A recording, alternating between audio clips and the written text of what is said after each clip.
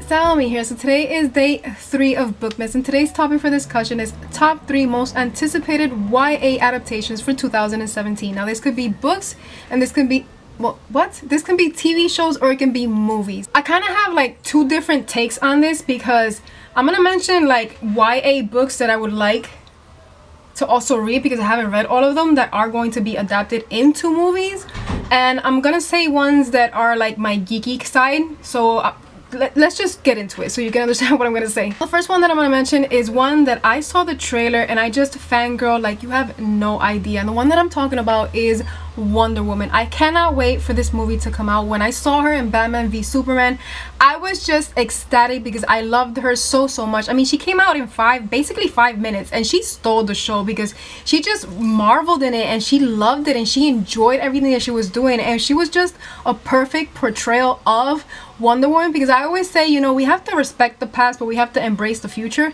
and I loved Gal Gadot's portrayal of Wonder Woman, and this is a movie that I cannot wait for it to come out because I know that I'm going to be sitting in the theater and I'm going to be gushing and fangirling and just completely obsessing over everything because it just looks so fantastic, and the soundtrack is just, oh, it's just mesmerizing. It sounds beautiful, and I just cannot wait for this to come out. The next one that I'm going to mention, I'm a huge DC fan, just in case you're wondering, but I cannot wait for this movie to come out because I have been waiting for it for such a long time because there are so many animated TV adaptations of this movie, just not a real live action movie, and I cannot wait to watch this movie like in the big screen because I'm going to be also fangirling like you have no idea. And the one that I'm talking about is Justice League. I cannot wait for this movie to come out because I've been waiting for this for such a long time, which is what I just mentioned.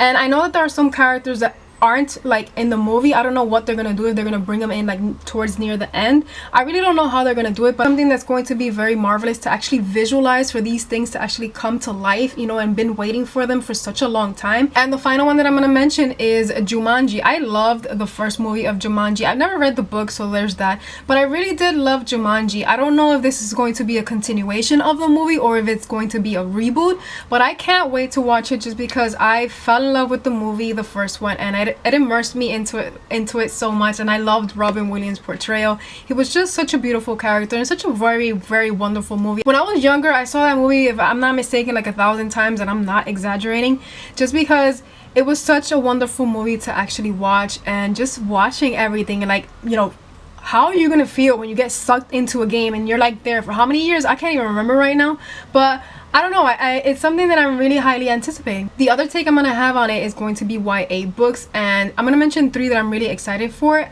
2 of them I have not read, but the first one that I'm gonna mention, I did notice that An Ember in the Ashes is mentioned to be a movie. I don't know if it's gonna come out in 2017 or 2018, but I do know that it is going to be a movie because everywhere I checked, they kept on mentioning An Ember in the Ashes, An Ember in the Ashes, and I'm like, I love this book. I was about to say movie, but I love this book. It was such amazing storytelling and such beautiful world building and such exquisite writing that it just immersed me into this world. And I really want to know, who are they going to pick to play the Commandant? I'm just going to say one thing. If they change the Commandant to a man, I am not going to watch this movie. I'm just not going to watch it. The next one that I'm going to mention is All the Bright Places and Ready Player One. I have not read any of these 2 books, but I do know about Ready Player One that this kid does get sucked into a video game. So it's gonna sound interesting, like how are they gonna do this? I don't know anything about the book, so therefore I'm blind to any of these synopses because I don't know that much about the synopsis either.